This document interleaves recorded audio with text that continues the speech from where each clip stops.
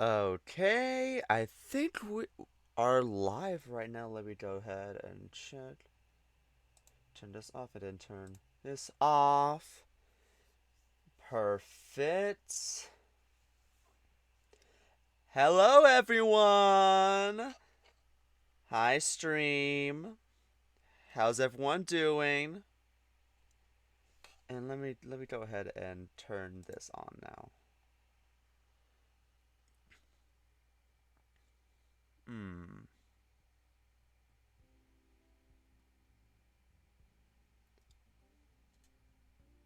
Let me check this.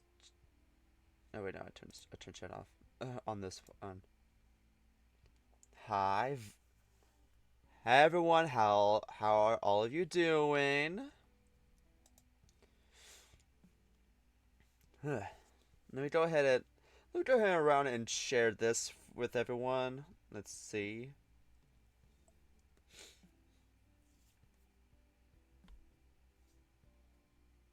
I need to stop bumping into this microphone. Jesus.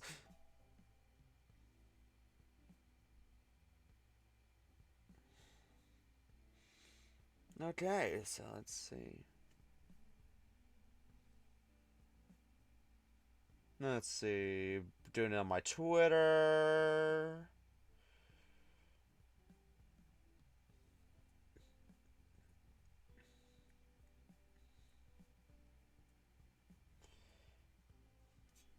Nice. Okay. Okay, Twitch chat box should be working. Let me see. Let me double check if it's working. I'm just gonna write down simple. So it's fully working. Perfect. So I got that going for me.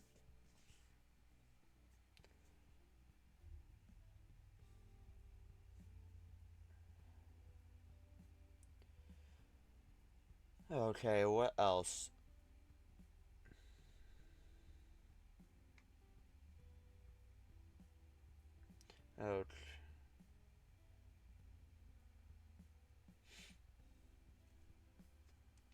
Okay. Okay. So this is my first time playing this visual novel. I literally have no idea what's it about, but I do know that it is safe. Let me uh, let me just rephrase. Let's see. Let's just get started. Okay. This visual novel may contain mature, suggestive themes. By proceeding forward, you agree that you are appropriate age from your respective country to be exposed to these type of materials. Yes or no? Okay, so despite what it says, this is mainly a safe for work VN, so I doubt we're gonna see any phallic members. But okay, let's go ahead and get started. Nice. Perfect.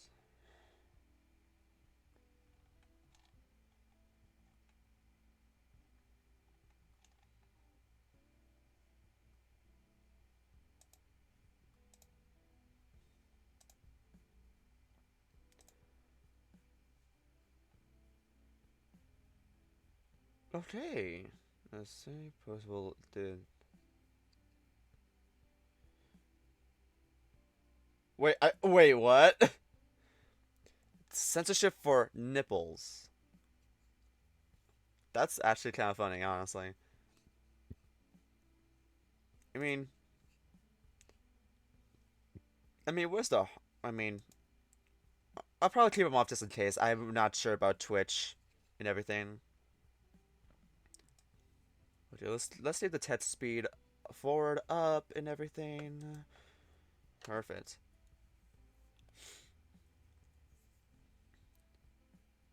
No, literally. I'm like, okay, so this is mainly safe for work. Do nipples cross a line on Twitch? I'm not too sure. So I might as well just keep them off just to be safe. Plus, I'm gonna upload the VOD later today on YouTube. So I probably won't be streaming for too long. This is probably gonna take me like multiple streams to complete it, or since it's still updating, catch up to it.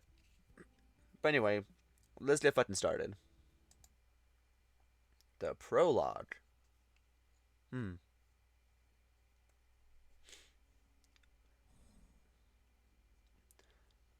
A blue light tears a hole through the middle of the office room. The demonic light caresses the countless books held against the walls, tomes that have surely outlived the duties of many a demon lord. Though, for all the secrets and worlds kept between their pages, you have seen enough of them. The light rips apart further. A portal, from which you step out into the otherwise fairly regular room. Okay, first off, wood. I'm way too fucking easy, I'm sorry.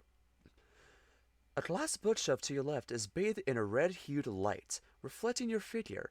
If not the horns, the yellow iris and blue flame over your head did not already give it away. You are a demon. Reaching the edge of the desk, you drop your hand against the hardwood and drag it along the surface until you take a seat behind the table. Today, you will begin your reign over the spawns of the underworld as all the mighty judge of the world's sinners. Today, you will make a mark on the worlds. Another portal opens up in the middle of your office.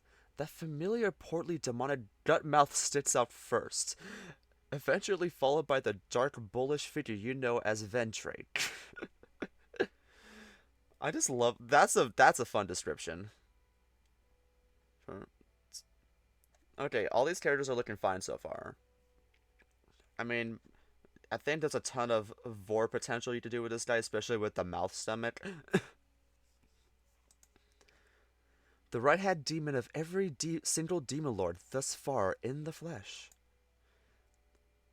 His shirt is so primely tucked into his pants you wonder how long he spends checking himself out in the mirror every morning. The demon's slow gait, combined with a slightly raised chin, exudes confidence. If you didn't know better, you'd think he owned the place, commented the room with his eons of experience. Despite your place as the Demon Lord, you can't help but acknowledge that this demon is older, wiser, and holds just as much power as you do. Congratulations, my lord, on your first day in office. Today you will be having an orientation. I went ahead and got your name card ready. Please, check your name if spelled correctly, my lord. All you have to do is think of your name and the ink will solidify. Please don't turn into Sir Buttface like you did in your youth. The portly demon hands you a small rectangular piece of plastic. On the top, there's the title, Demon Lord, Probation. What the fuck did we do? Below in black ink is the name Kobu. Is the name on the tag correct? Click enter to confirm your choice. Yep. The black ink glows white and solidifies upon the name card. Excellent. Now we have a lot of ground to cover.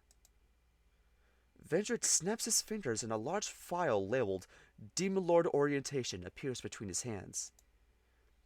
The file looks big enough to be classified as a weapon. You feel sick to your stomach by the mere sight of it. Vendrick, is this really necessary? I've basically spent half my life around here. Yes, and the other half on Earth when you should have been studying our rules and regulations. Am I going to begin sass from you the entire time we're working together? You do know I'm the boss now, right? Forgive me, my lord. It's just that there's so much on the line, and I must ensure that, as your right-hand demon, the underworld's affairs run smoothly. After all, your father left his legacy to you, this kingdom and all its inhabitants. Your shoulders fall from the weight of Vendrake's words. Yeah, he did a lot for the underworld. That's why I want to get straight to it. I've got big plans for the underworld. You know, get a think tank going on with the other generals, maybe pick their brains about what they think needs improving. Vendrake rubs his forehead and frowns. With all due respect, The underworld got to where it is after years of meticulous work by your father. I'm sure all the demons are fine with how things are, so you don't need to rush in and start changing things up. Just maintain this place that's already good work. So, double checking, is there music? Let me see. Let me turn this up a bit. Is that better?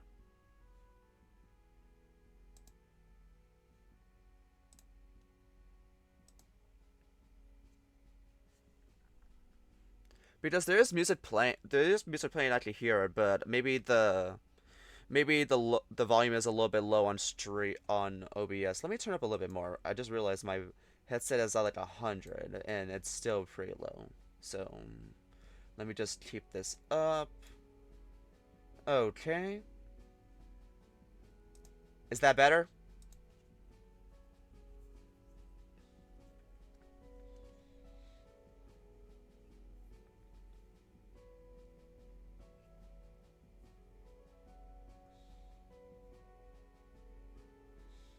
Okay. It is very soft. Let's see. Okay, I'm turning the music up. Okay. Wait, maybe I should just like turn lower like this so it doesn't like obscure. Let me go ahead and skip launch. Okay, let me check the options.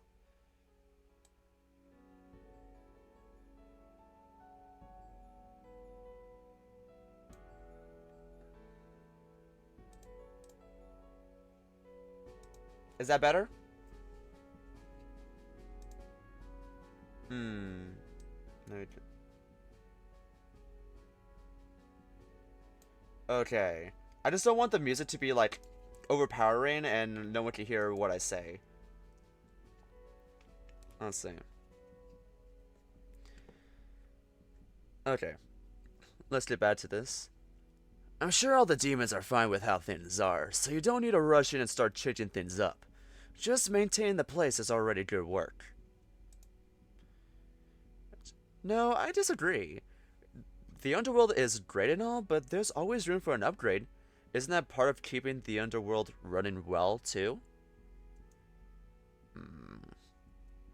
Either way, the other generals are already scheduled to meet you after orientation to give a personal presentation on their job scopes. That sounds so stuffy. It's the way things have been done during your father's time, and that's how we orient all new recruits.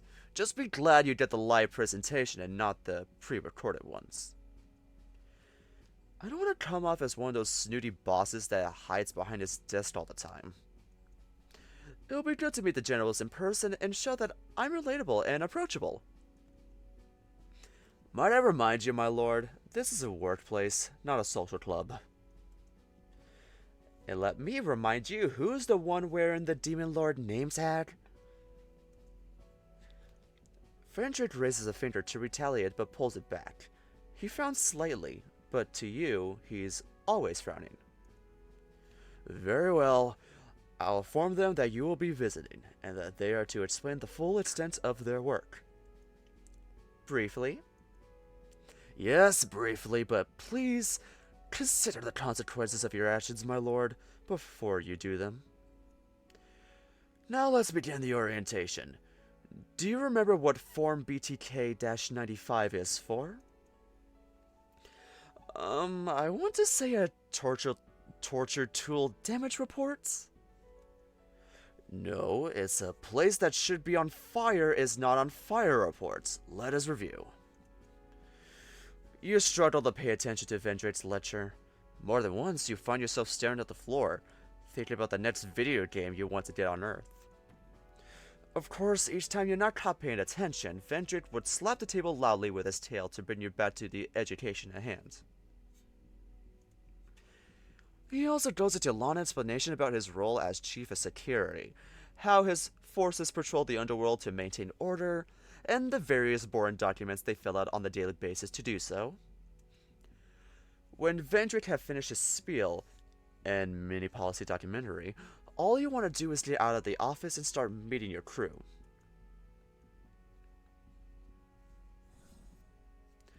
Your portal opens upon a mayor's workshop, just one of the many office floors that comprise the never-ending soul-crushing depths of the underworld. Bright round orbs of light hover in the sky-high ceiling, illuminating the entire area below. The space can be likened to a hangar filled to the brim with containers and machines. Large, powerful air vents stand where one would expect windows to reside. But then again, there was nothing that exceptional to see in the underworlds. At least for you. As you walk towards the cat demon standing over his workbench, you recall your youth. You visited this workplace several times while growing up. A mayor would always give you the newest toy he had created, which regularly ended up with him receiving an earful from your father. When you were older, you learned that the toys were actually experimental weapons. Still, you found a mayor to be amusing, and you now have a chance to know him on a professional and personal level. Small spider-shaped robots scurry around the workshop, carrying pieces of metal, wires, and other technology you do not recognize. They're working to organize materials in the many large cabinets that line the workshop walls. The cat demon has yet to notice your presence. Instead, he is hands deep inside the back of what looks like a modified fridge. As he yanks random wires from the machine, his translucent arms float above him to take notes. The sleek appearance of the magic-infused metal always catches your eyes. No other demon in the underworld possesses such a device, and only a mayor knows how to work them. You tap a mayor on the shoulder. Hey, what are you doing? Ah, an intruder!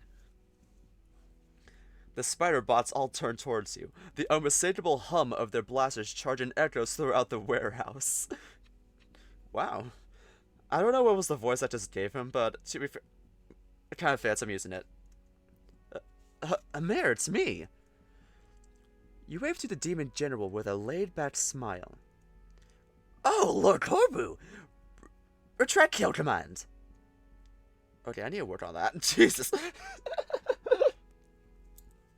A loud ping echoes through the workshop, and the spider bots return to their original task. I'm surprised to see you here today, my lord. One of its floating arms tears off the note it was writing earlier and readies itself to jot down something new.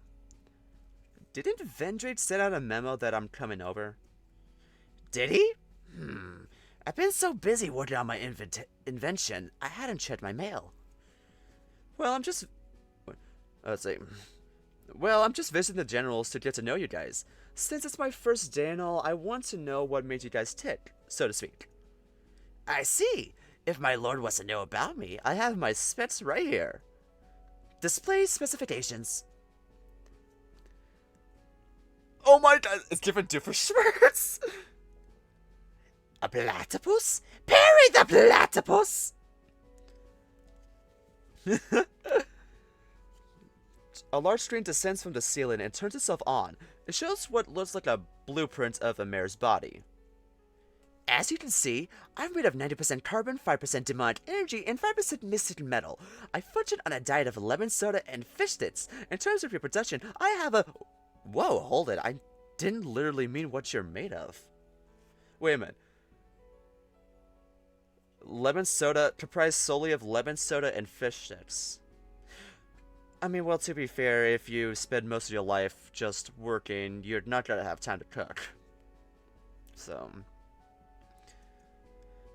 I just want to talk and to pick your brain a little about your job. Would you like me to display the contents of my brain for you, my lord? I did need a machine to show you the shapes of my brain in a little time. A weak smile forms on your face. Okay, Amir, let's start over. What are you working on there?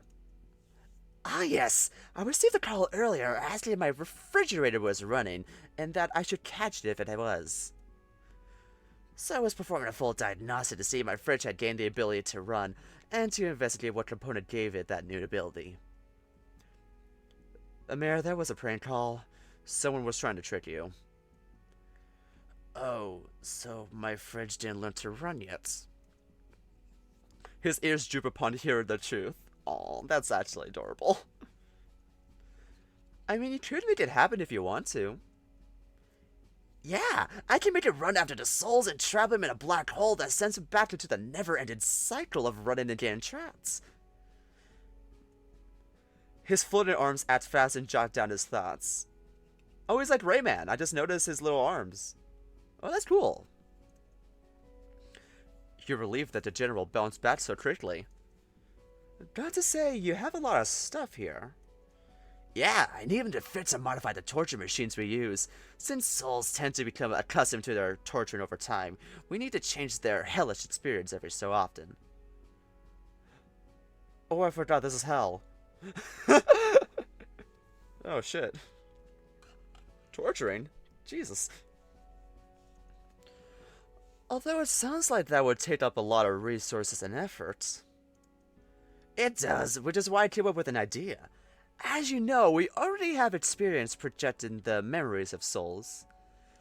So what if every few hours we remove the soul's most recent memories so that the soul does not remember the experience of their torture? Then we can recycle the same torture method. Exactly! So why aren't you doing it then?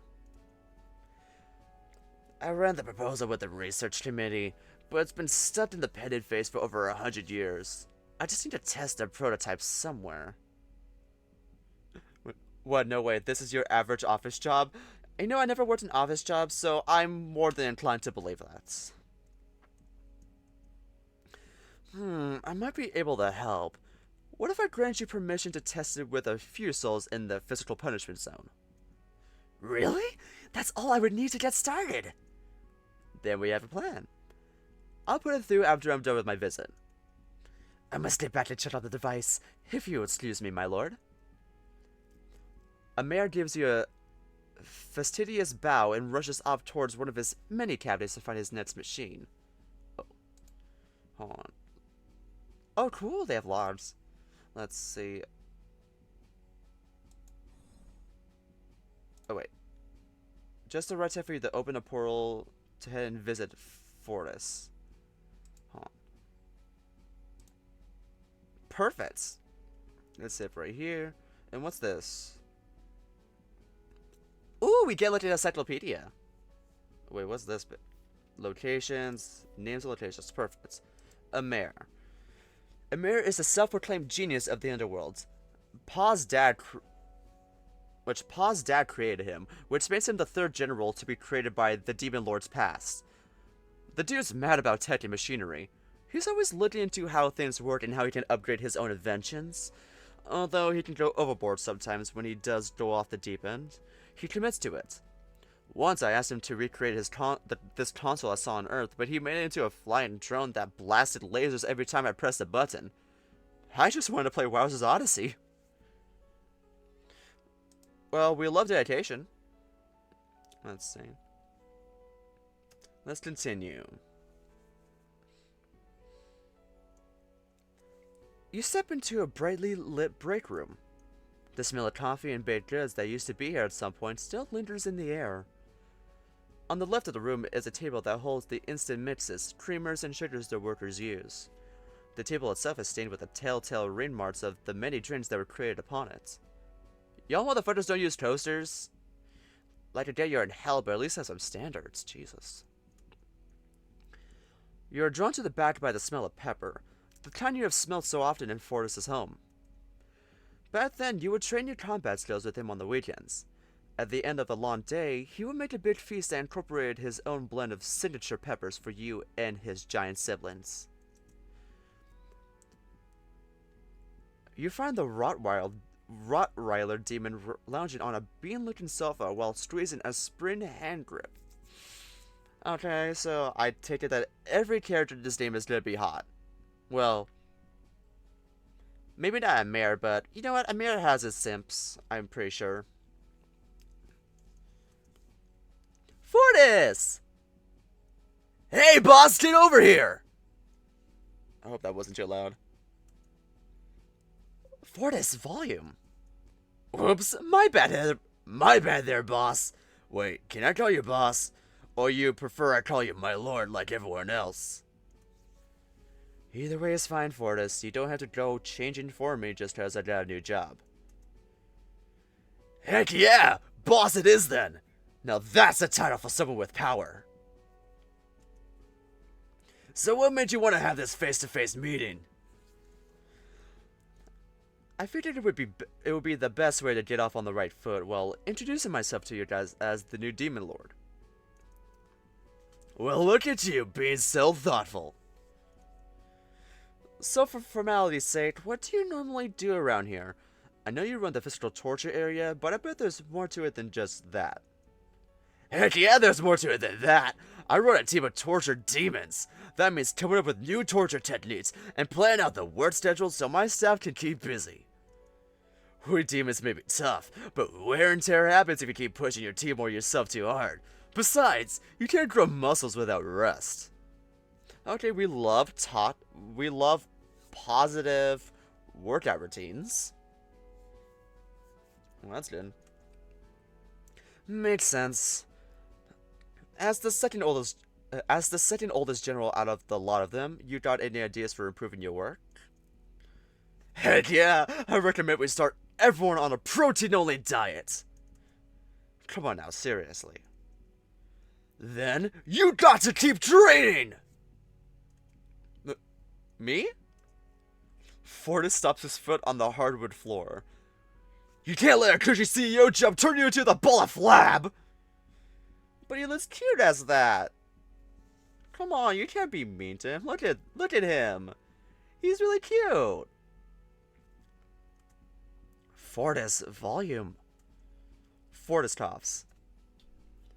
Right, don't think your underlings are loyal to you out of love alone. We're all demons, creatures born from chaos to manage chaos. The reason the demons serve the Demon Lord is because they know he is the strongest there is here. If you start showing weakness, someone's going to get the bright idea they can take your place. That's why I'm doing this. If I can show I can make the underworld better, they'll know I'm just as capable as Pa. You will be. You got to believe in your mind's muscle. Huh? Just believe! Oh, okay. I believe you. Moving on. Maybe you'll be interested in running an idea I have for advertising the underworld to the people on Earth. Wait, are we like advertising ourselves too? Wait, what? We're just like full. Like, how do we do that? How are we doing that? Like rerunning those old dream ads? No, those won't work. People don't take dreams that seriously anymore. I'm thinking of spreading fear about the underworld using the internet. You can do that with the internet? Well, yeah, what do you use it for? Stuff. Does Ventric know about this? I'll let him know later. It's one of the perks of my position. Alright then, I'll have you think of an idea for the ad video, and I'll ask Knots about helping you out. Maybe I could do a training video. You know, show how powerful our demons are. They ought to steer those mortals down the right path. Sounds like a good idea. Glad you like it, boss. We're all set then. Sweet! I'll catch you later then, boss. I got a group cardio session with the next batch of torturers before their shift starts. I thought you only tortured souls. Hey, team exercise is good for morale. You might want to consider doing some too. You're getting a gut. It's a dad bod. People find it sexy. Damn straight. Damn fucking straight. You're not a dad yet, boss. Fortis springs up and raves goodbye before opening a portal to leave. Right, all that's left is Nox. I wonder where he's going to be. You cast open your portal and step through. Oh, let me get some water. Fuck. Let's see.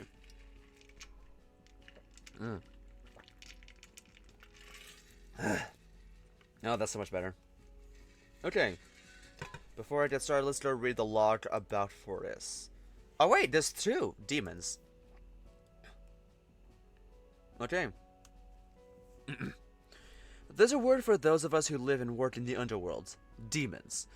It took great-great-grandpa thousands of years of PR to get the people from Earth to have the word stick in their own mortal lexicon.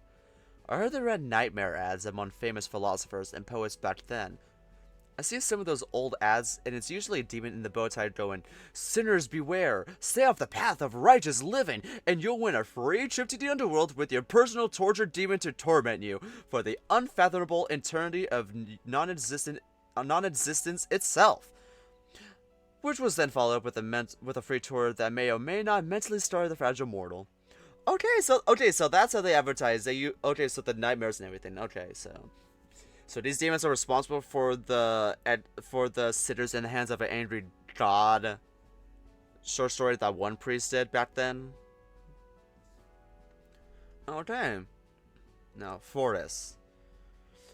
Fortis and I are close. Like, he's a demon I can have a drink with any time. Great Grandpa created him and his brothers to help guard the underworld from any soul dumb enough to attempt escaping. Despite his single head, he's actually a Cerberus demon. Anyone who dares to point that out will be punched into next week. His greatest passions are working out, getting others to work out, and his brothers. Heck, sometimes I've been so unlucky to have been roped along into his cruel training regiment. It's already exercise just from evading him during his workout highs. Okay. So far, all the demons are hot. Kobu is the hottest. I'm sorry. Oh my god, he's furry visual novel sex appeal to a T. So, let's see. My office? Why am I back here? You see your desk right across the room. Walking over, you sense something off about your table. It's like looking at a line and somewhere in the middle, someone drew another line on top of the first, giving your table a feeling of disconnectedness between the left and right side. Knots?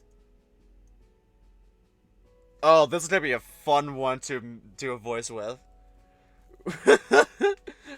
What the fuck? Something shimmers and ripples like water in midair, revealing the last of your generals. Welcome back, my lord. Knots, what are you doing here? You sent word that you wanted to see us generals in person, so I thought I would come over to save you the trip. Aw, thanks, but you didn't have to. I was actually looking forward to seeing how things are outside the office. Apologies. I'll make a note of that for the future.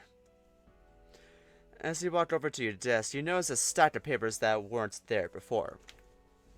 When you sit down, there's a sticky note attached to said paperwork. Here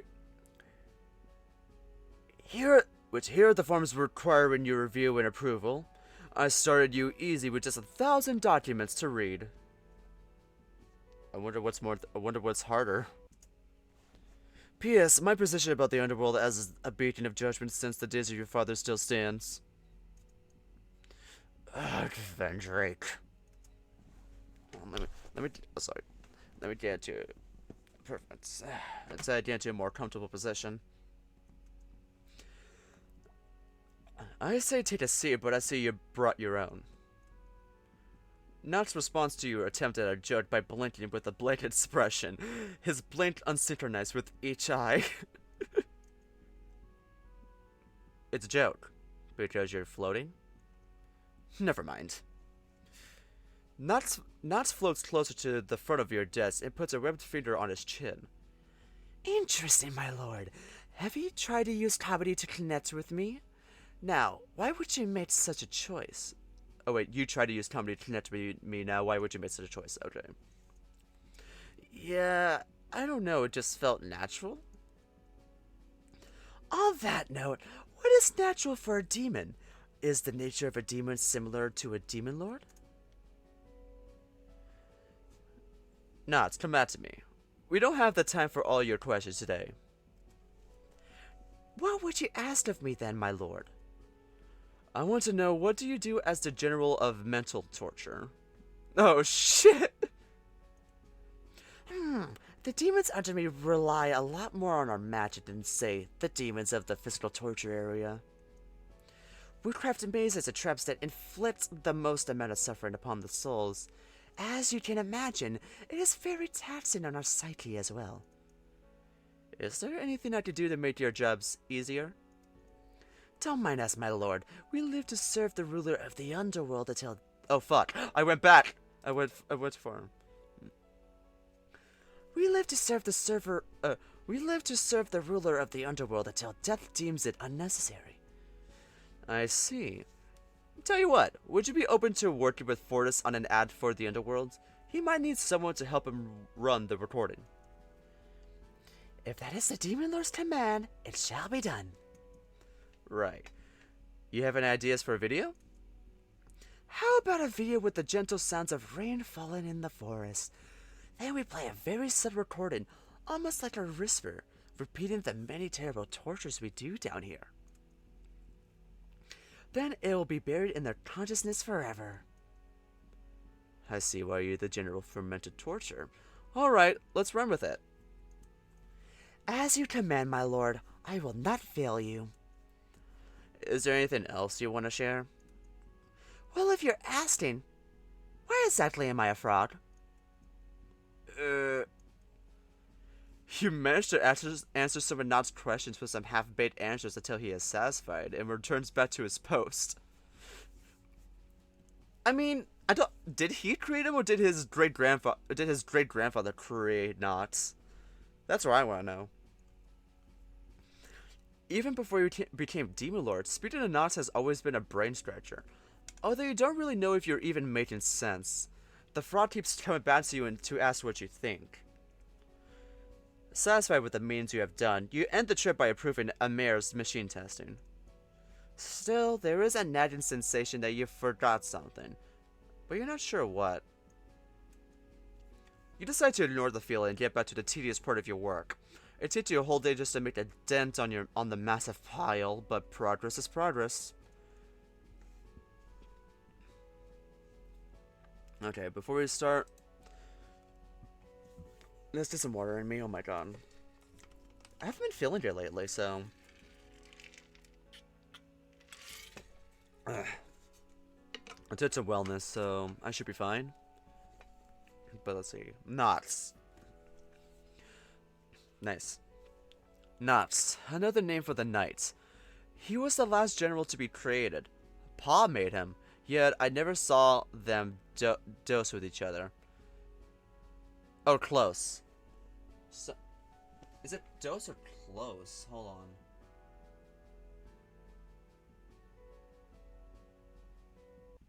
Okay, so it's, I think it's close because a dose doesn't make any sense. Let's see. Yet I never saw them close with each other. Maybe it has to do with how he's often asking questions that don't really have any answer to them. The other generals don't seem to be interested in his questions. Guess that's why he bothers me with them most of the time. At least he's pretty dependable and stilled. A little too stilled. I just can't beat the guy in any two-player matches. Aw, that's cute. Knots plays games with him. Let's do it. Let's see. The initial burst of energy you feel when you started tackling the paperwork dwindles away as the hours pass. The pile of unfinished work still casting a shadow overhead. Even one complaint report takes hours for you to go through. Still, you soldier on. When you grab the 20th report from the pile, a strong vibration rumbles beneath your feet. The pile of incomplete paperwork shakes, almost toppling over. What was that? A portal opens in front of your desk and a furious-looking Vendrake steps through. My lord? Oh, Vendrake, I'm doing my job, okay? You don't need to check up on me. How can you be so calm? What? What happened? Vendrake snaps his fingers and a portal opens next to him. Amir is the first to step out of the portal. Amir? Amir looks at Vendrake, then to you with a dazed expression. Who's he? Vendrake smacks his forehead. That's our leader, Lord Kobu. Oh, right. Right. Hello, Lord. Oh, right. Hello, Lord Kobu. I forgot his voice for a second. Amir, what's going on? Well, I tried out this new machine I invented just now at the place where the demons do workouts. The physical torture zone? Yes, that. Then the machine just... What's the word? I can't remember. Exploded? It exploded. But it exploded. Both Amir and the demons caught in the blast all have selective memory loss. It's a train wreck out there. There are a dozen demons with no clue about what they're supposed to be doing. Some even got convinced that they should be tortured while the souls use the machines. Amir blinks Amir blinks emptily at Drake, then back at you. Don't worry, the effects will wear off in a few hours. Or was it a few weeks? Years? I don't remember how long I set the machine to. He looks back at the fuming Vendrake. Have you always had a throbbing vein on your forehead, Vendrake? Vendrake ignores Amir. It's utter chaos, and what else do I hear when my men go down to deal with the problem? There's more? Your words struggle to escape your throat as the rising fear holds your linguistic skills hostage. Vendrake snaps his fingers again to summon a new portal. This time Fortis and Nox appear. The large dog demon is covered in frog-shaped footprints, while Nox has huge bruises all over his small body. What happened to you two? It was a creative dispute on set, boss. He wanted to do his work, that idea, but I told him you already approved my review video. No, he approved my idea first, so that takes priority. Quiet! These two were at each other's throats, literally. All the other staff were too busy watching their shenanigans to work. Some of the souls attempted to escape, and now I have demons running about trying to catch them before they make it to the gates.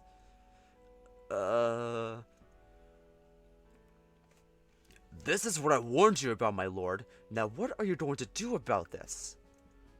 Your mind draws a blank. The fear that you have single-handedly started the breakdown of the underworld fills you with an immeasurable amount of dread.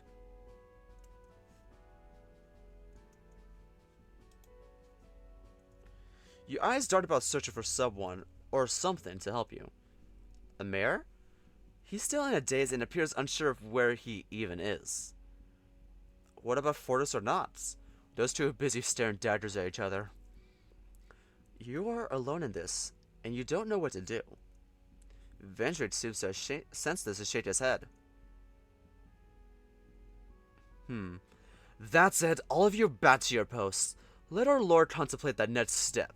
Whatever projects you were given, they're cancelled indefinitely. The other generals nod and enter the portal to carry out their orders. Vendrake looks at you one more time, and you feel the scorn of his gaze fall upon you. Did you see what you did? How could you let that happen? Hey, lay off, okay? I didn't know any of it was going to turn out like this. It's your job to know. That's why I was against you trying to bring in your juvenile ideas. Look at what happened. Watch your tone, Vendrake. I'm saying this for the good of the underworld. If you're half the leader your father was, you heed my warning and stop before you make things worse. Get in line. It takes everything out of you not to just throttle Vendrake with your powers. No. You say so softly, it's almost a whisper. I'm not going to give up just because of one setback. Well then, I'm not going to let the underworld fall. Not even because of you, my lord.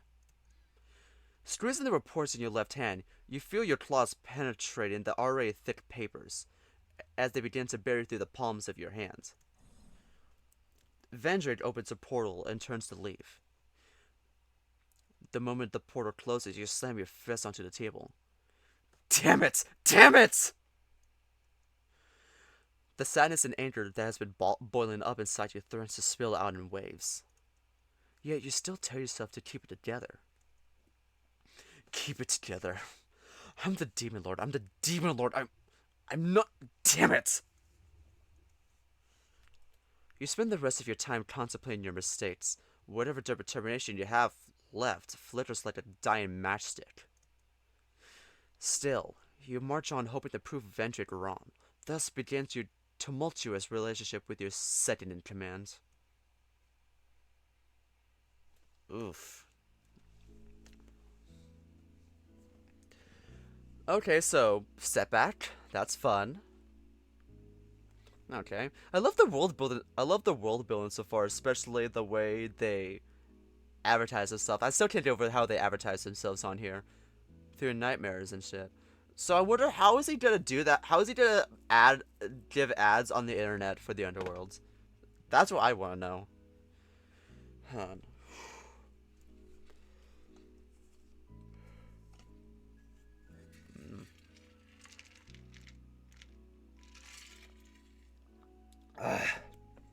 Hydration is important. Okay. Okay. Let's see. Meetings with Vendrick turned into more of a competition of who could press their thumb over the other more strongly. I say a longer lunch break will do everyone some good. No! 30 minutes has been the way for years. You're turning the workers into slobs. It reaches the point where it seems like he just purposely disagrees with you if you ever try to do things outside of how your father ran the company. That's not to say your ideas were effective all the time. What's wrong with me approving the proposal for a new vending machine in the mental torture zone? Did you check the list of items they requested for that machine? One of them is Hypnos chocolate. That thing is going to make half the staff fall asleep. Oh crap.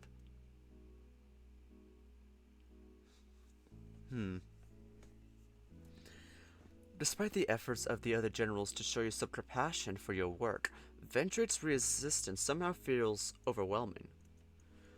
Eventually, it becomes harder and harder to try to do anything new. Going to work is more of a drain on your soul. And at some point, you begin to wonder, do you want this job anymore? Oof. First job jitters? Yeah. Okay, we got a time slip now. Before you know it, 5 years have passed. My lord! The sharp voice, instantly recognizable as your second in command, rings through the office like cymbals crashing against your ears. You raise the handheld console you were using before Vendrick was so rude as to interrupt. Vendrick is fuming, his hands balled up tight and shaking with a building rage. My lord! Just go already, I'll be there. You wave him away. Vendrick lets out an angry scoff and floats towards the door, slamming it shut as he leaves. With peace and quiet having resumed, you place the handheld console upon the table and sit back. You glance over your table. Piles of paperwork have stacked up, all awaiting your review and approval. In the far right corner is a photo frame of your father. Well, Pa, it's been 5 years. When is this job supposed to get easier? You frown at the photograph and slump over the desk with your head buried in your hands. This job has slowly been eating away at you each and every day. You pull yourself up and open your portal. Better get there, the Vendrick will blow a blood vessel. You make your way to the meeting room. Oh, dude, that's slick. Everything looks so old-fashioned. I'm kind of surprised we get some modern decor. Oh, wait, new report. Oh, oh yeah, we didn't even get Vendrake's report. I don't know why we didn't. Hold on. Let's see.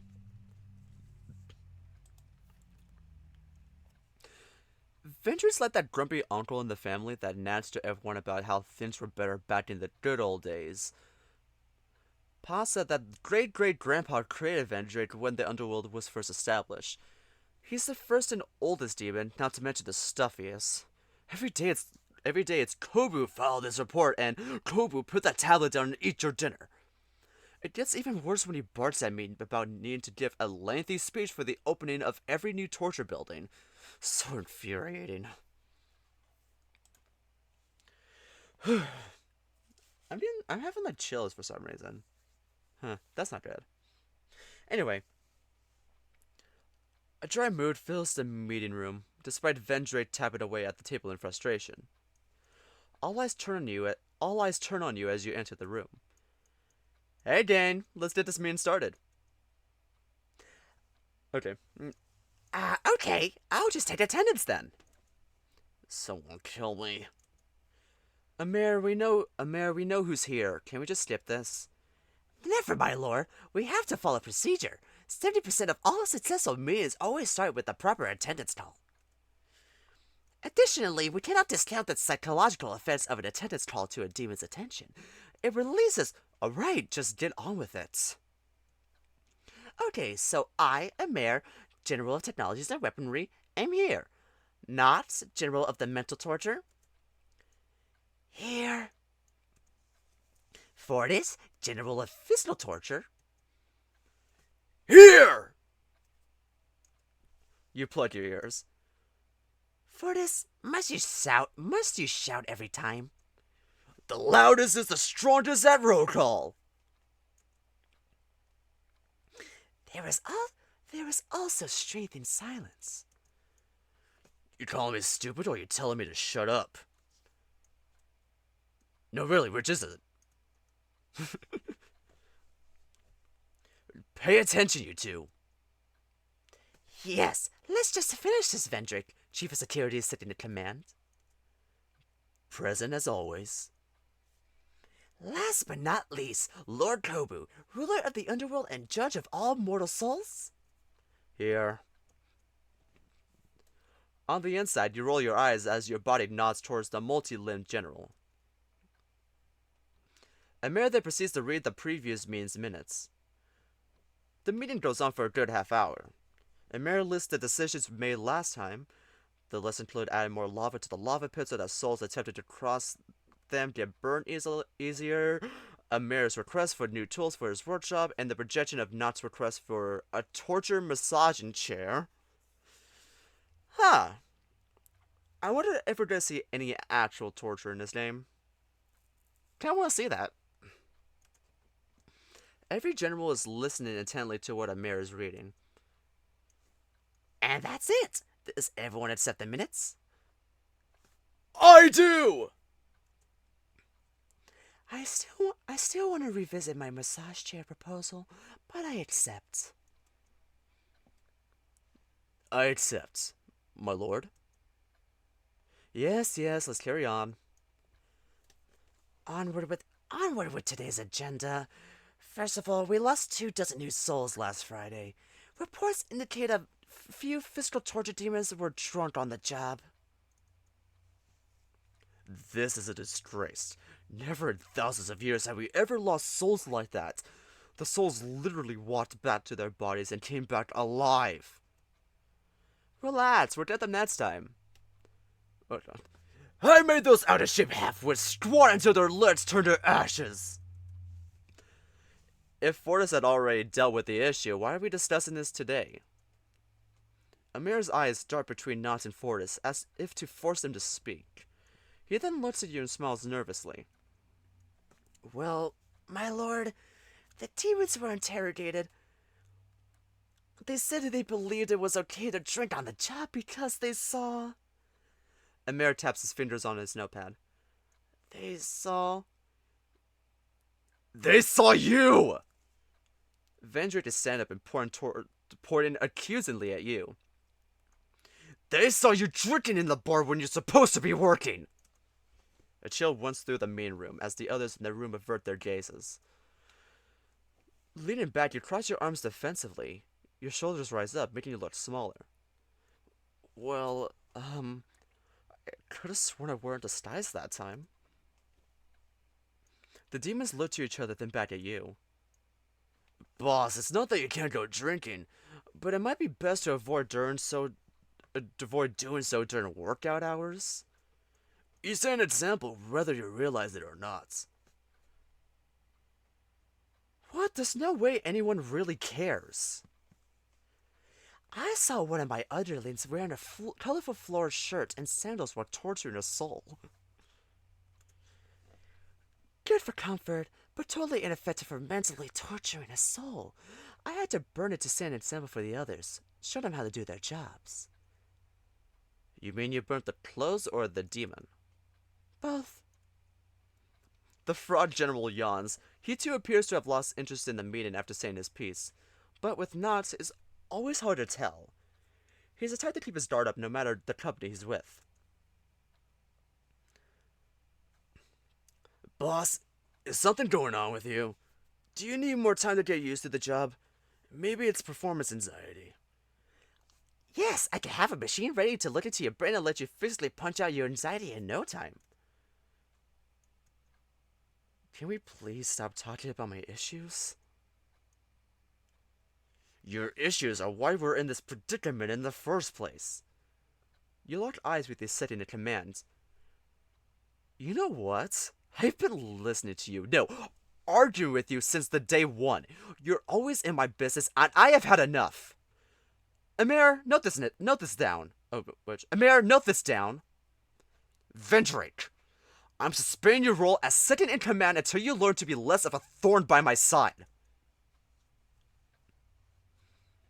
Your sudden outburst leaves everyone with their mouths hanging, especially Vendrake. Vendrake stands up from his seat, his protruding gut pushes the table to the side slightly. You can't! You growl at the general and slowly stand up. His eyes narrow towards you. I implore you, my lord, to reconsider. Vendrake's hands are leaving dents on the table as he grips them for dear life. You decide to retaliate in the same cool facade the demon is putting up. I'm sorry, Vendrake, but I just still think your management style is in line with my vision for our company. Perhaps your techniques have fallen out of time? Vendrake snorts briefly. Funny. I've never heard that complaint from any of the other demon lords before. Perhaps our lord hasn't reached the caliber befitting of his title. How pitiful. His mouth and eyes contort into a wicked smile. A smile that makes you feel so small that you're still just running in the palm of Vendrake's hand. Anger surges through veins until the blue flame above your head practically erupts into a tower of fire. Enough! Sit! You swing your hand in front of you and unleash pressure. A wall of visible energy pushes down on Vendrake's shoulder. God, why am I chilly right now? Jesus. Also, oh god, looks like ego's getting in the way of progress. Let's see. Oh shit! The force is too much for Vendrake to withstand, and he falls like a sinking rock. The vibration of his fall topples Vendrake's chair, and it hits the general right on his head. Fortis covers his mouth to stifle his laughter, while Amir's extra hands pull out a camera to snap a photo of what happened. Wait, they are liking this? Oh shit! Vendrake silently picks himself back up and sits down without looking at anyone. Assuming the matter has been resolved, you take your seat as well. Can we just move on to the next agenda? Those in the room check their agenda sheets. Right then. Next on the agenda is regarding sin ratings.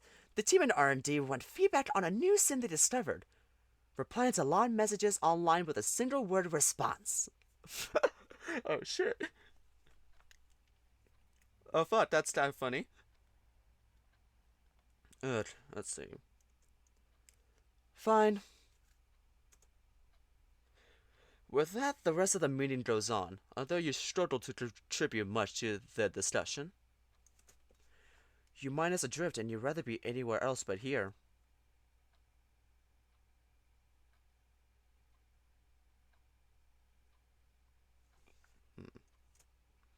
Still, you force yourself to remain somewhat aware until the end of the meeting.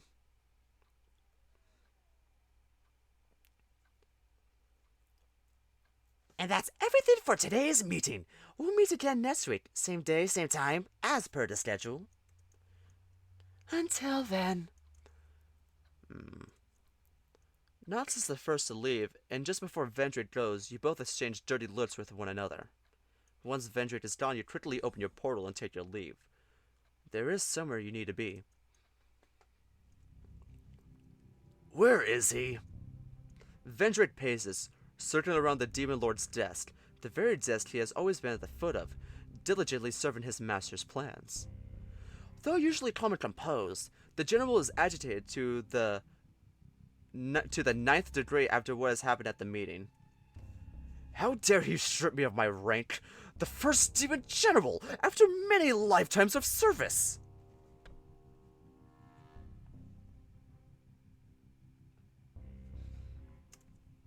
That insolent brat!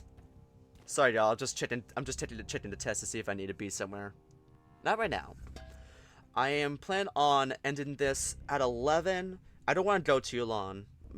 I know this is going to take multiple parts, and I'm going to upload the VODs on my channel, so that's good. Anyway. Oh, wait. Let me save. Oh, fuck. What? Let me go ahead and... Yes, let's overwrite this. Let's go read this. Okay. Demon Lord. Of all the jobs in the underworld, being Demon Lord is the most boring of all. Ever since Pod revolutionized the system, there's nothing to do but file paperwork, go to meetings, approve new torture techniques, go to meetings, announce that we have new office printers, go to more meetings, review every single demon's work performance, go to more fucking meetings about the next meeting. Oh, why are there so many fucking meetings? Okay, so what we do know is that Kobu has a bit of an ego. Ugh. Okay, so I see there's a... Okay, so I have a feeling that... Okay, no, not feeling. What am I saying? I'm just talking on my ass at this point. Okay, so... Let's continue. Oh, wait. Oh, wait, do I have a location? Oh, cool! I have a location tab. Underworld. The Underworld is the inverse of up above. I don't know how deep into the abyss this place goes, but I tried dropping a coin out the window a few decades back when I was a kid, and I haven't heard it land since. Each floor isn't the same. Some are as small as a broom closet. Some are huge enough to be able to accommodate entire cities within it. And some are literal office spaces, though most are office spaces. Pa taught me that the underworld will expand according to the needs of the current ruling demon lord, but every time I try to have my own arcade room or my private movie theater, Vendrate will inevitably show up and turn it into another freaking filing room. Oh shit. What the fuck? Let's see. Vendrate slams the desk hard with his fist. The vibration causes the pile of documents in the photograph of the desk to fall. He grabs the frame and looks at the picture of the previous demon lord, eyes longing for the command of the superior leader. My lord, you will always be our true ruler. The fates were cruel to take you away and to leave us with... Forgive me. I tried to teach young Kobu, but he has cast me aside. Until now, every demon lord he served has given Vendrate a sense of pride. He felt like he was the right-hand man of the greatest and most powerful being of all of creation. Oh, but how people can change. His stomach burns at the mere thought of taking orders from someone who is only demon lord by title and nothing else. His fingers creak as he considers all the lost potential of the underworld. Everything that Vendrate worked to protect is crumbling away in the hands of this pathetic excuse of a demon lord. If I were demon lord, I'd run this place differently. No more nonsense that will jeopardize everything we've built. Demons are meant to torture souls, and that's what they'll do. Processing souls day in and out. Then the glory of the underworld will be known to all, and the mortals will learn to fear us demons again. If only I had a chance. Vendrate's monologue is interrupted by the sound of the office door opening slightly. Who's there? Ventrate opens his coat to reveal the monstrous mouth on his stomach. His second mouth begins to emanate an orange glow, ready to spew forth molten fire. Although there's nothing there, he is aware of a presence with him in the room.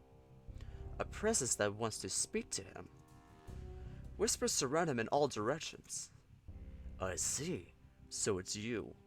I've only heard stories, but your presence here is an honor. He returns to a natural stance and stands in contemplation while looking at the desk. The room fills with a cold atmosphere. Vendrate, a stoic pillar in the lifeless space. His eyes widen and become milky gray. Oh, we're zooming in. He continues to speak, although no one is there. Yes, of course, I have to deliver. Help me be the Demon Lord, and I promise you won't regret it. The cool atmosphere was gone in a thumping heartbeat. Who the fuck was that? Holy shit, who was that? Oh shit. Oh my god. Okay. Vengeance's eyes return to normal as he looks around somewhat perplexed. Memories of the past minute is a bit foggy, but he feels a strange confidence in himself. Confidence and a sudden stroke of brilliance. He leans into the seat and steeples his fingers together. A wide smile grows across his face, which also reaches the gaping mouth in his stomach. Yes, this will do nicely.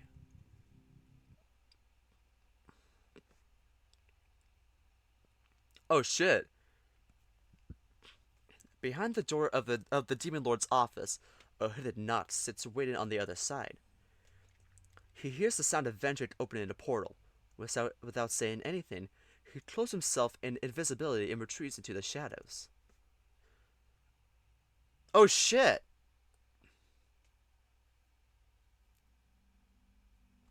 Oh, cool new scenery. Let's see. Okay, so we got like a main antagonist now. And now did Nox overhear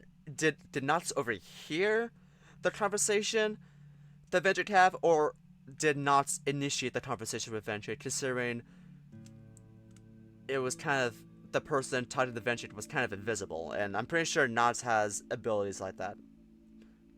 I don't know, I'm just trying to theorize early on. Anyway. God, I need to rest my voice. Let's see. You stand in silence on a riverbank, illuminated only by an artificial light floating in the sky.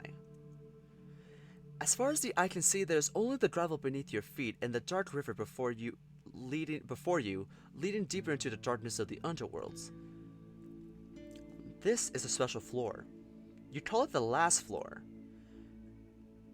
A misnomer, as there is no last floor in the underworld. Instead, it is the final resting place of all Demon Lords. It was here that you attended your father's funeral. You listen to the murmur of the running water, and remember the day you held onto the boat that your father's body was placed in.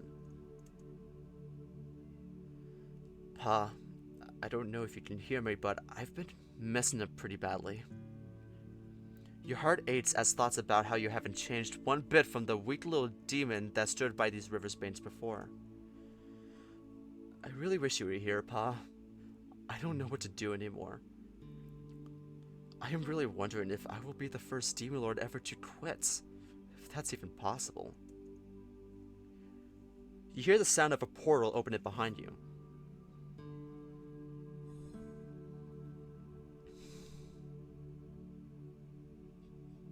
Boss?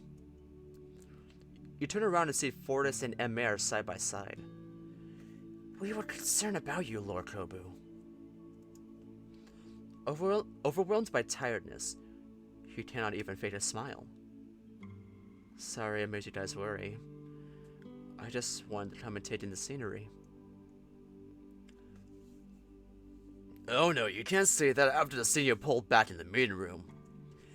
I say this for myself, but Ventrate deserved it. That demon is always going on and on about regulations and messing with my creations. A mare! Fortis approaches you and puts a hand on your shoulder. Where's your fire boy? Where's that demon that I trained when he was just in diapers? Where's your fight back? I don't know, Fortis. Maybe it's gone. Maybe I never had it in the first place. I can help you look if you need help. Amir steps in next to Fortis.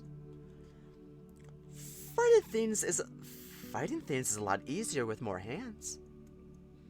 His floating appendages rise up and wave to you. Despite being bogged down by his sullen fate, a small smile breaks through. Thank you for your offer, Amir. Thing is, I'm not sure finding the spirit to fight back is enough to keep me there. It's not just the mistakes. I don't know if I have any purpose in this company. You want to quit? Fortis suddenly pulls you into a bear hug and buries your face into his chest. Aww. You can't give up, boss! Fortis, you're suffocating our lord. Amir grabs a hold of the larger demon's arms with all of his hands and tries to pull him away, but Fortis is just too strong. You're you, and you're going to have a hard time becoming Demon Lord, but you shouldn't see yourself as a failure. You just need to keep trying and you'll get it somehow. Fortis frees you from his hug and you pull your head out with a loud gasp. Man, your cologne is strong. Cologne? I don't wear cologne. You take a few short breaths before continuing to speak. Oh. That's his natural musk, huh? Okay. Fortis, Amir, thanks for worrying about me. I think I have to think long and hard about all this. We'll be here for you, my lord. Yeah, give us some time. At least you'll be willing to think about it. You sigh, but maintain a small, hopeful smile, knowing that your allies do care about you. What do you say we go back to my office and just play a round of go-kart racing with some drinks? I'm game, I'll beat all your butts! Not if I get the blue star first. You open a portal and the three of you head for the office. Oh no. Oh no. The moment the three of you step into your office, you sense a heavy tension in the air. Vendrake is standing in front of your desk with his hands behind his back. Vendrake? What are you doing here? Vendrake observes you with a stoic face, yet there is something about his eyes. The way his eyes are fixated on you portrays his preoccupation on a single thought, one that you are unable to tell. Now's not a good time to look for trouble with the boss, Vendrake. Am I right? Did Knots do this? Another portal opens and Knots appears. Knots, why are you here? Vendrake summoned me. He said there was an important announcement. Yes, it is a very important announcement, and I wanted everyone to be here. From behind his back, he pulls a short scepter. Its length made from solid gold. An enchanted blood-red ruby sits at the top, clenched within Vendrake's demonic claws. Vendrake's eyes glow a haunting yellow, and a strange surge of power cackles through the air, originating from Vendrake's scepter. Vendrake? Where did you get those? Yeah, quit fooling around with your toys and give the boss his office back. I don't think so. That babbling slacker has wasted the underworld's time and will tarnish the title of Demon Lord no more. Vendrake, you don't want to do this. Vendrake points the scepter at you with a bolt of light, and a bolt of lightning fires forth. The blast moves with such speed you have no time to move. It hits you square on the chest, sending you flying back. Oh shit. You slam against the bookshelves behind you, gasping as the force knocks the breath out of you. Treason! The opposing demon rushes for the second it commands. Vendrake sees their approach coming. Taking a bag of coal he keeps on his belt and throwing it into the gaping mouth that's part of his stomach. Useless. The demon's stomach opens up his hatch and a bright fireball from the abyss of his belly. Oh. The demon's stomach opens up his hatch and a bright fireball fires from the belly of abyss of his belly. Hidden forest straight on. That's a fucking sentence. Fortis staggers backwards and falls to his knees. What? He was never that strong before. Fortis clutches his stomach in pain. A bright pool of blood from— No, not Fortis! You struggle to pull yourself up. Through blurred eyes, you see Fortis injured. Fortis! Whatever happened to Vendrick is no more. Even the physically strongest of the generals can stand back up from the attack. You fight through the stabbing pain coming from where the blast hit you on your chest and you manage to stand up. The mayor, looking confused, pulls out his gun at the second of command. Enough of this, Vendrick! Go ahead and try. You don't understand the power I wield. As long as I have this scepter, I'm as powerful as any demon lord.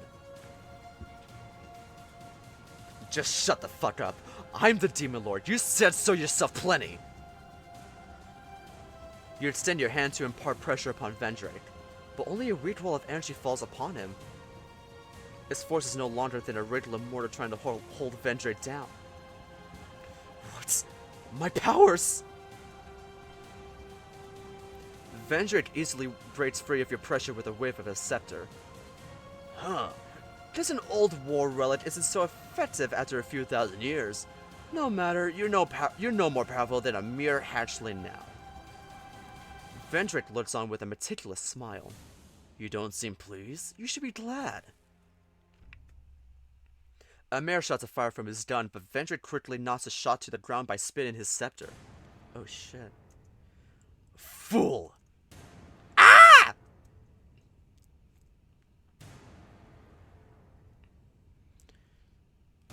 No, just stop him, Nox! The fraud demon does not budge from where he stands. I knew it was Nox! I knew it was— Oh, I knew Nox probably did this.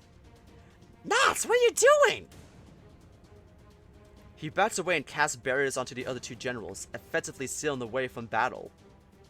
No!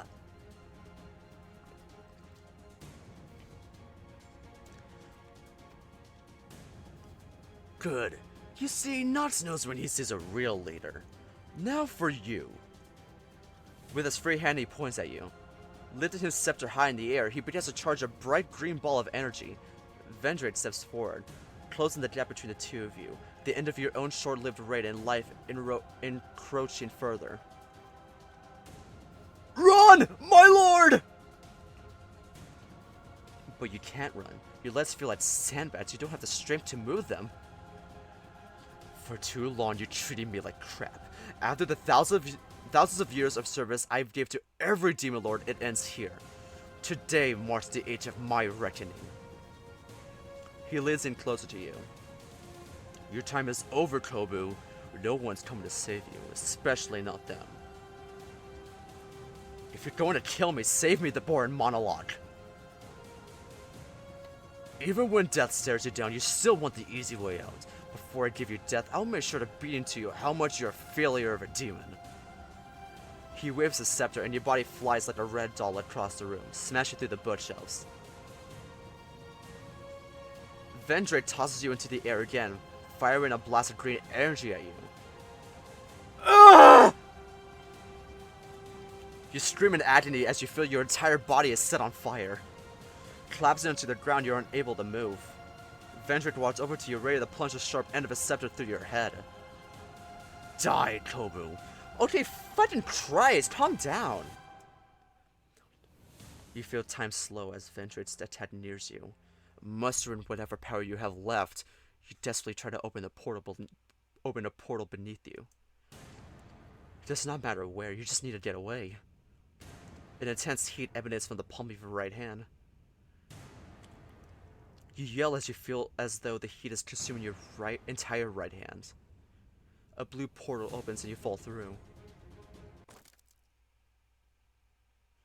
Vendrick's scepter misses you and smashes the spot your head was lying on. No! God, my voice does not sound good. Jesus fucking Christ. The next thing you know, you're lying face first in the middle of a street surrounded by darkness.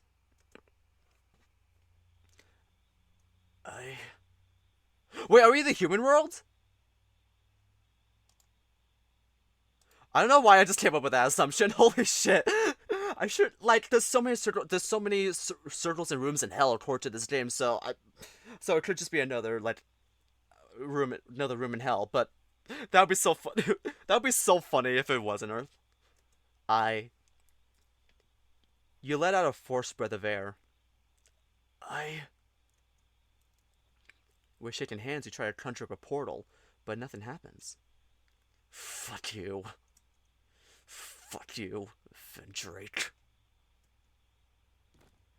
You collapse to the ground as your vision succumbs to the darkness. Oh, you're concussed.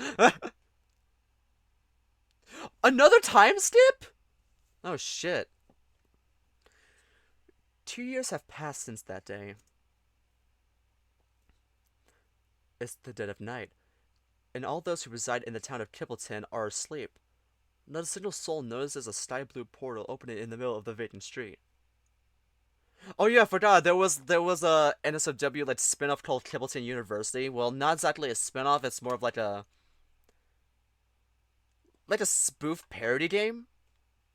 But okay. A figure emerges and looks around, amused by the surroundings. Wait, are we in heaven? Oh no, or is this just an angel just visiting? So this is. Oh wait, what's his voice? What does he sound like? So this is where you.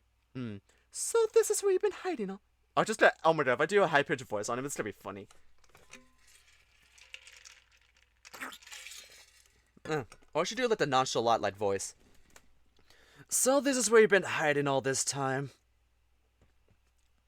So this is where you've been hiding all these. Okay, so that was the prologue. So we're in chapter 1. Okay, perfect. Okay, I'm gonna do it for about like 30 more minutes, and then I'm gonna be off. Ooh, sprite gallery. Let me save.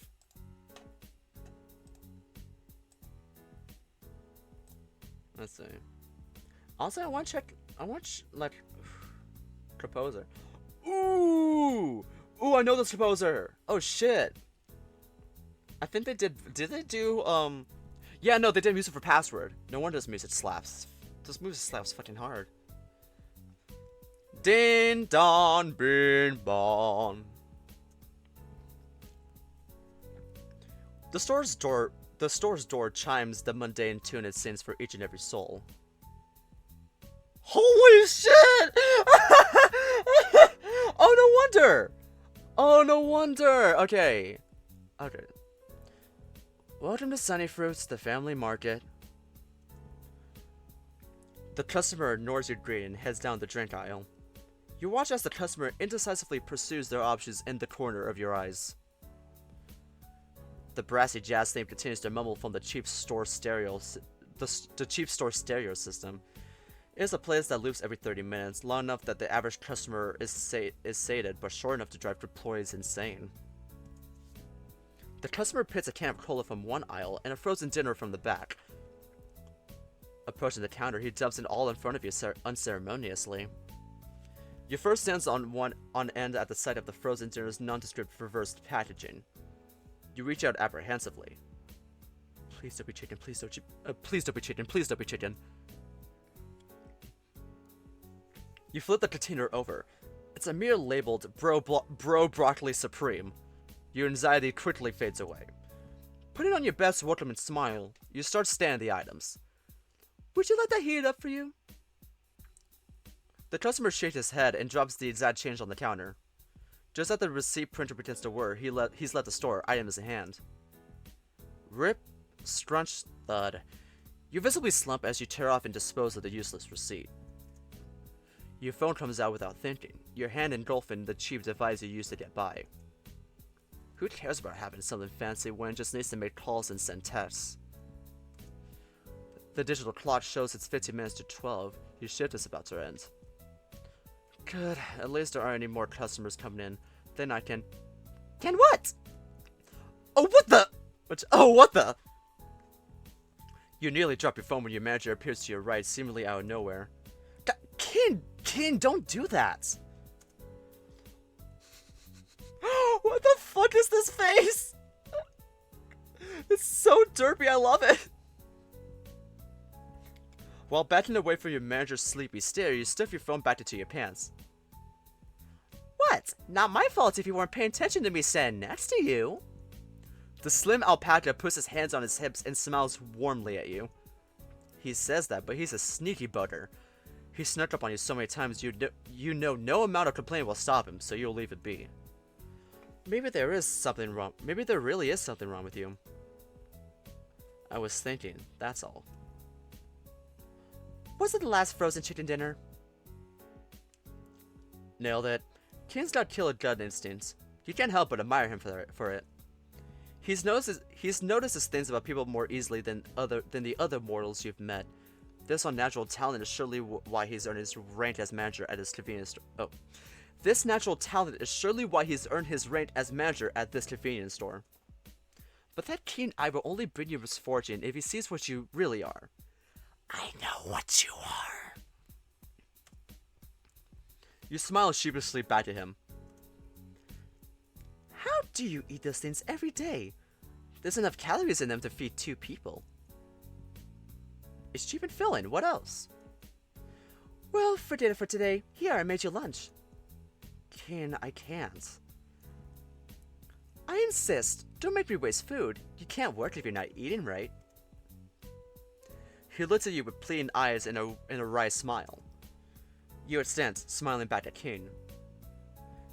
Okay if you insist, but let me buy the drinks. Lemon iced tea sound good for you? You got it, big boy! By the way, you might want to pitch something with less caffeine in it. He winks at you. I'll meet you outside after I hand over the pay back to Team B. The alpaca walks back into the break room with a stiff in his steps. Shaking your head, you walk over to the drink aisle. Yep, he calls you out again. He knows you haven't been sleeping much lately after you bought that new MMO expansion pack. Did you become a... Oh my god. And yes, you did pump half of your last paycheck into the level stip for your main class. It's a blessing he's offering you lunch. The members of Team B arrive for their shift a few minutes later. A brother-sister pair that greet you with a warm hello. You meekly nod in response and critically regret why you didn't just say hello back to them. Kin talks to the brother about the day's money bag handover while you head to the back to pack your things. Let me get some... Okay, I'm getting some water.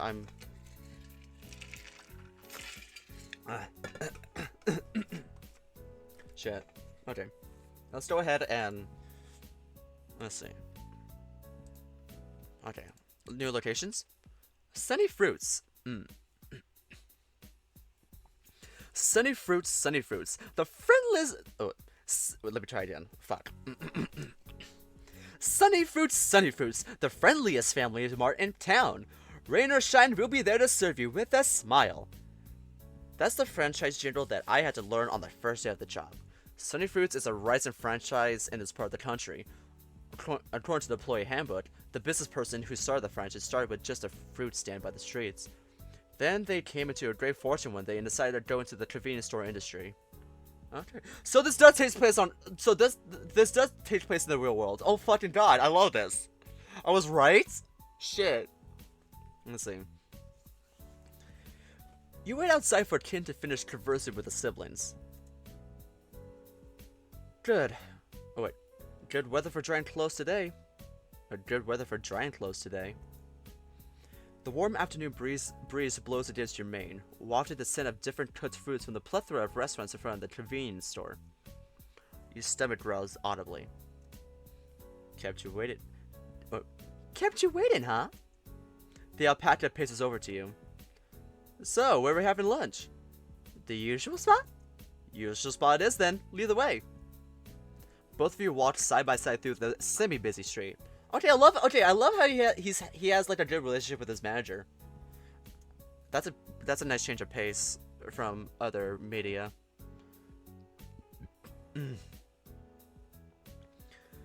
The daily workforce are out for their lunch. They walk by without so much as a glance at you both. You pull out your phone. Its screen is cracked on the bottom right corner, a memento of its previous owner.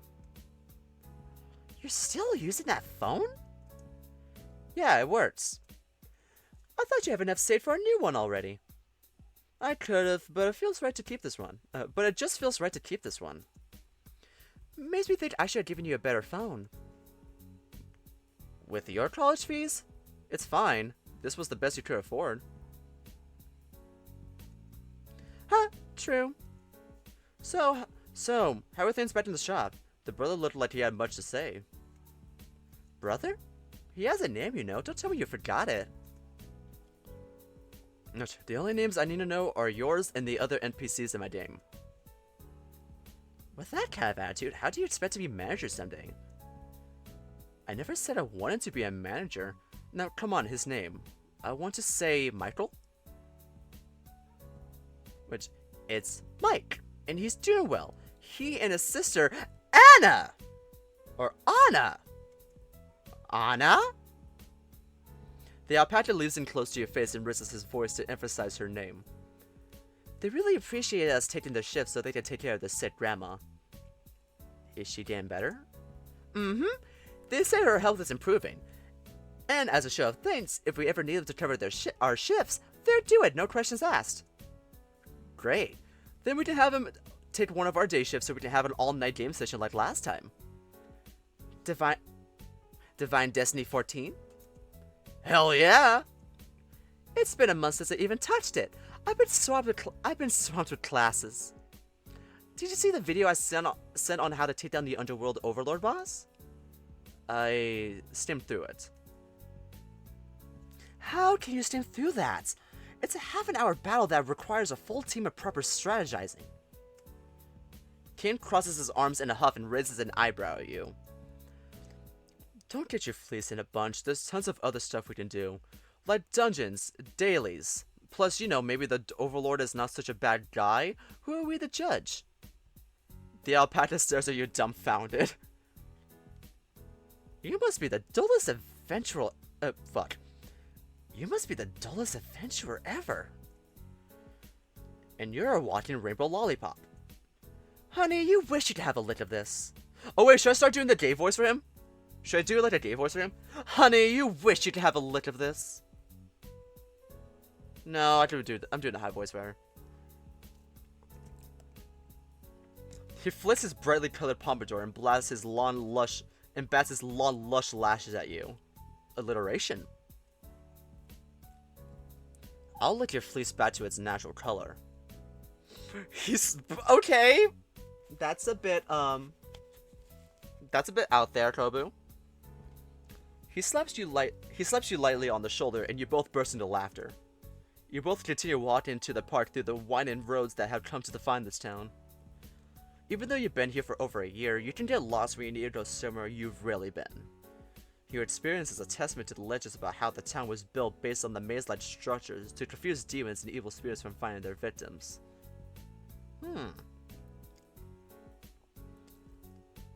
Makes it hard for even a demon like yourself to find a public restroom. After 20 minutes of turning from one street to the next, you both reached an intersection across from the park.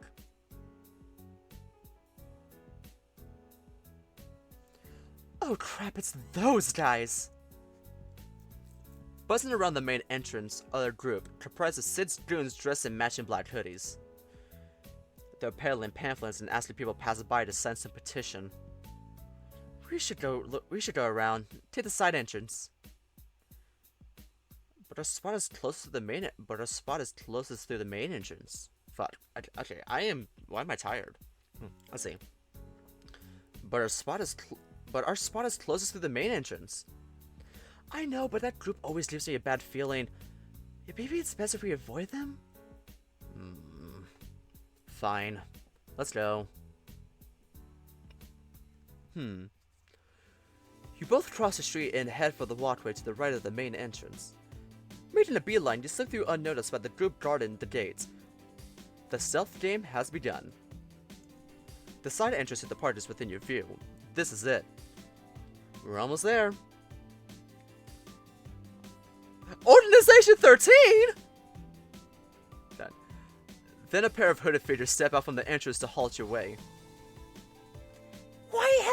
there, fellow townsfolk Kimbleton. Fuck.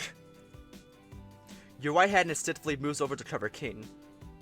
We don't want anything that you're selling. But we're not. But we're not selling anything. In fact, we're giving away a great opportunity to find happiness. A chance to be free, a chance to take control of your own destiny. Sure, thank you, but I am fine with my destiny. Now, please, move aside. Your tone is harsh, but these two aren't taking the hint. They continue staring at you with glazed eyes. Oh, new potential members! Come, you must read our teacher's wise words on how to live a longer, more prosperous life! Oh shit! Oh god, too many voices! Too many voices, what am I doing? Membership is open. Learn the secrets of overcoming death. 3 more of them emerge from the party that just surround you both. Kobu! They invade your personal space and basically stampede towards you both. The 3 new hooded members manage to split you and Kin apart. He's dragged a few steps away as they tore him against a wall. Oh fuck, I forgot his voice. Listen, you must have family or friends you care about, right? Don't you want to protect them? Don't you know people are dying faster than ever before? You didn't know when the cold death of You don't know when the cold hands of death will be knocking on your doorstep, but we do. The great teacher knows us well. All you have to do is join us. Wait. You raise your hands up trying to get them to stop. Fulfill your purpose in life, join the Dawn- I'm giving up on the voices. Fulfill your purpose in life, join the Dawn Seekers and you'll be set for life.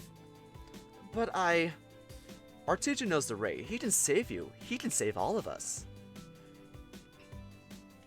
With every word, you feel yourself getting pushed back into a corner. You don't want to spend an eternity in hell, do you? They step closer. Save your soul! This is the only chance! And closer? New members also get a brand new air fryer. An air fryer that comes with 5 different color options. Embrace destiny and a healthier lifestyle. The voices seem to crescendo as they go on and on about their group. You're trapped. You struggle to think as every thought is cut off by the continuous chatter. Cults are nothing new. Dozens of them arrive in the underworld on a daily basis. Though meeting them in real life is more annoying than having mosquitoes buzzing around your ear on a hot summer's afternoon. Annoyed, you turn to where Kin is. His face is paired, even his brightly colored sleeve seems deflated.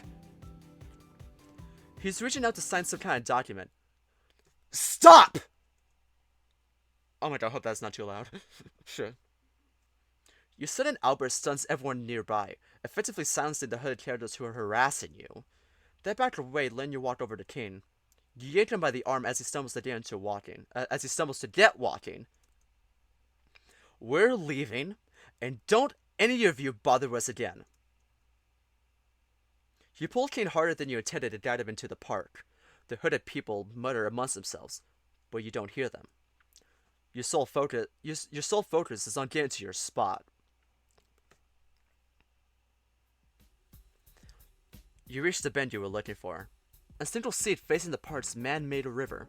The branches of the tall trees huddle together to shade the bench from the sun's rays. Sitting on the park bench, you drape your arms on the backrest and pant exhaustedly. Wow, you're really out of shape if you're that tired from walking. Kin bends over the bench while trying to catch his breath.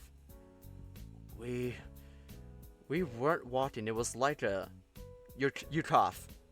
A sprint. Kin chuckles hardly and sits next to you. You got the drinks? Yeah, my bad. Help yourself. You point to the black backpack next to your leg. He grabs the bag and pulls out 2 bottles of lemon iced tea. Here.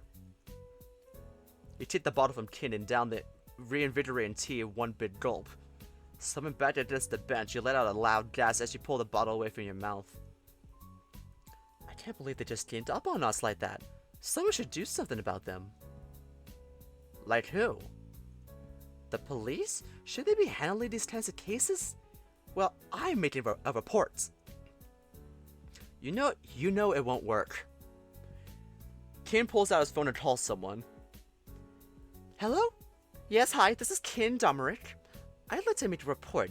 Yeah, some group in black clothes at the park tried to harass me to join them. I think they're a cult? What do you mean this isn't a job for the police? They're harassing people on the streets! No, they're not hurting anyone. So what, you just don't want to leave them be? Then what's the point of having you guys? Where am I supposed to go? The gang? Are you kidding me? Stop laughing at me!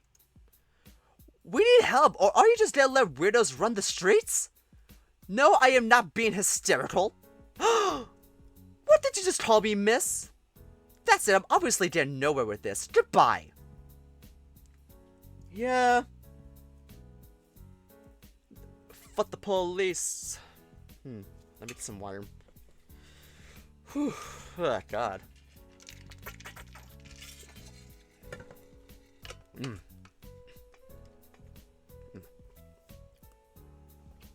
Keen angrily hangs up and sits next to you in a huff. Told you. What did you expect to happen? The cops here are in the gang's pockets. Those black hoods probably work under the radar of the gang. That's why nothing's been done about them. This is so frustrating. He rubs his temples as though trying to rub the memory of the phone call away. Can we maybe just eat and move on? Oh wait, that's what he said. Can we maybe just eat and move on? Let's. Kane grabs his bag and passes a blue Tupperware container to you. He pulls out a matching green container for himself. You open the top and feel the gentle heat wafting through your fingertips. It's a lunchbox with two compartments. One side has a bed of rice, and the other an assortment of fried chicken on a bed of fresh, crisp salad. Ooh, that sounds good. I'm hungry right now. It's the Overlord. It's the Overlord. On top of the rice are some steamed mustard greens and cut carrots arranged in the shape of the Divine Destiny 14th boss. Kane leans over to look at the lunchbox. Oh, thank God it all stayed in place while we were running. Thank God it all stayed in place while we were running. You notice that his eyes are on you now, so you smile warmly. Thanks, man. This is really impressive. Say that after you tried it. I know you haven't beaten the Overlord in game, but at least you could beat him with your stomach. He nudges the side of your belly. You roll your eyes at the alpaca and proceed to dig in. This chicken is really juicy and tender. Thanks, I worked hard on seasoning it just right. Kane's lunchbox is the same as yours, minus the decoration. Trading my tail for a piece of chicken? What? No, I put those there for you. Plus, mine's actually tofu, it's not chicken. Weakling. The branches sway and rustle as you fill your stomach with the Overlord King prepared. It's so damn sweet. After the meal, you both leave the park when the coast is clear.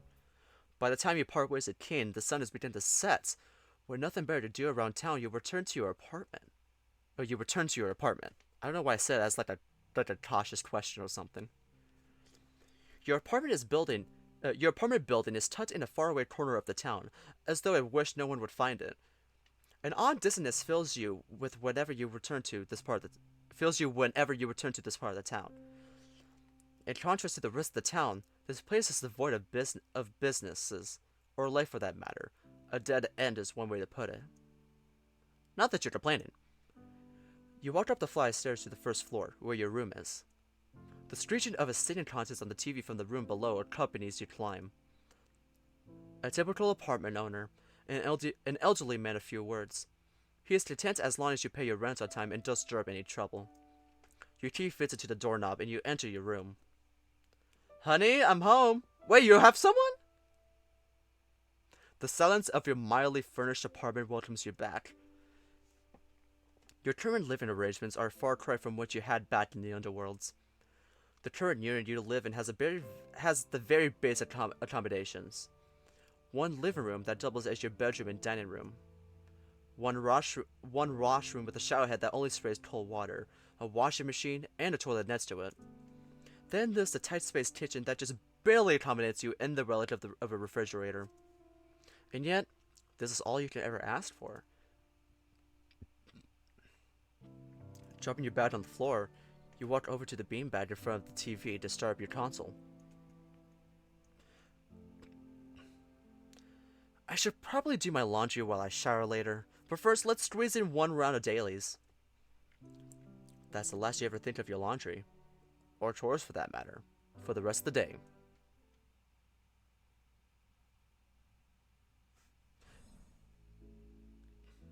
Okay. Let's go ahead and save here. Oh, what fuck.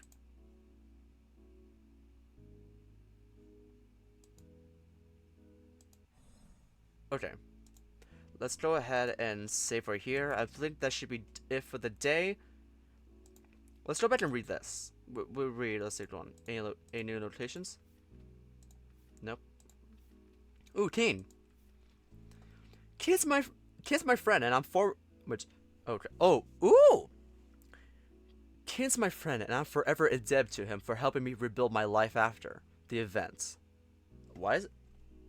Oh, why is that like a weird? Okay. It's probably just decoration. Keen's my friend, and I'm forever indebted to him for helping me rebuild my life after the events. He's sweet, has a talent for cooking, and cares a whole lot. He's arguably the nicest soul I've ever met. Even after I found my own place, he still checks up on me, and I appreciate that. I wish I could repay him somehow for all his generosity. I can't imagine what would happen if I didn't run into him that day. Aww.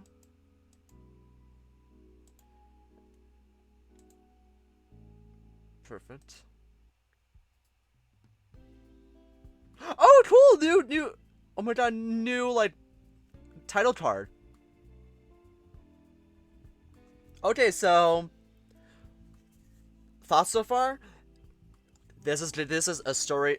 Well, I do know that what I know so far that this is a story of ego.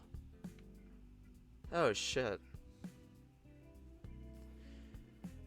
I don't know why I can't find any words to say right now. But anyway, let me go ahead and check the gallery. Oh, music.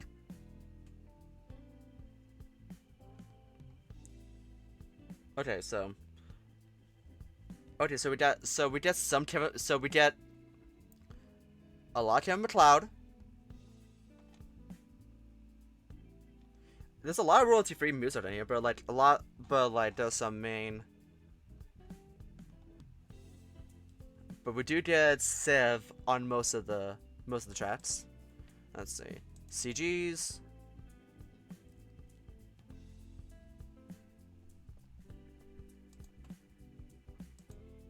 Wait, are there routes? Okay, so there's different CG there's 2 different CG galleries. I don't know. I'm seeing like the angel guy and the pig guy. I don't know. Are there like routes or something? Okay, that's cool. And let's check the sprites.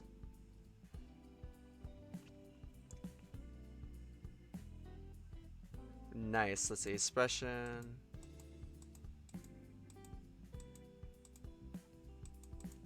Nice. Kobu.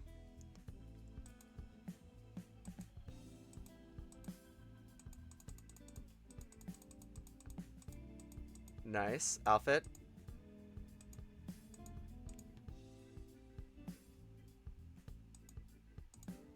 Oh. Let's see. I wonder what happens if I turn on. Okay, just for the end of the stream, I'm gonna turn on this to see what.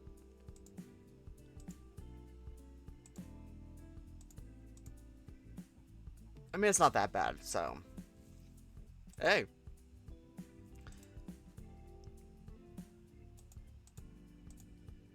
Nice.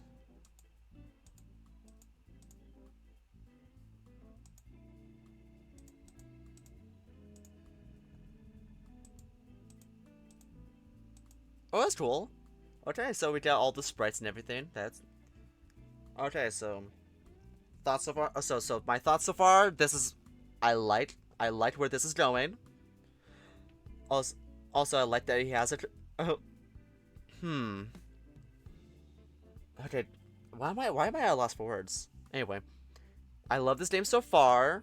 I knew that Knox was up to no good when I saw him poking behind the office door. I knew he had something to do with it. And I can't believe I guessed correctly that he ended up in in the mortal realm. So that's cool. But yeah, this is actually a really interesting game, and I can't wait to see what's going on. Okay, so the VOD shall be posted on YouTube momentarily, but that should be it for the rest of the stream. I'll be returning back on Friday. Oh wait, actually, before I talk out of my ass, let me go ahead and check my schedule. Is it to be Friday or Thursday that I have time to do this? Let's see. But yeah, ego and pride was his downfall, and now he has hit rock bottom and has to pick himself back up. I could do it Thursday or Friday, depending.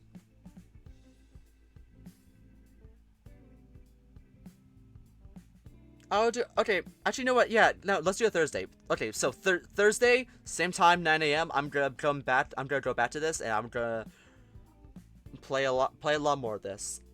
And all the VODs are gonna be uploaded on my YouTube channel at Xeno the Catboy. If y'all want to go check that out, or if the VODs are already watching this, hi VOD, how y'all doing?